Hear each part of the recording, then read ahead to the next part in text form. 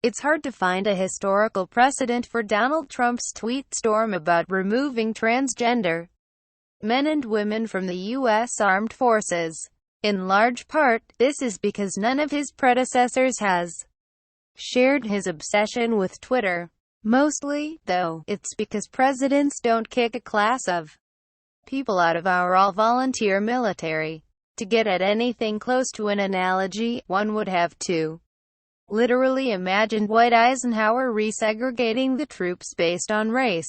Even Bill Clinton's odious implementation of Don't Ask, Don't Tell allowed retention of openly LGBT service members at the discretion of commanders.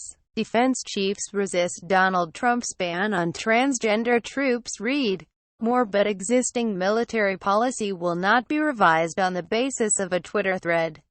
The Pentagon doesn't work that way. If Trump's expertise as the commander-in-chief is sufficient to understand what victory means, then surely he's capable of recognizing the basic facts of administrative protocol. There are 15,500 transgender men and women currently serving in every service branch and supporting military operations throughout the world.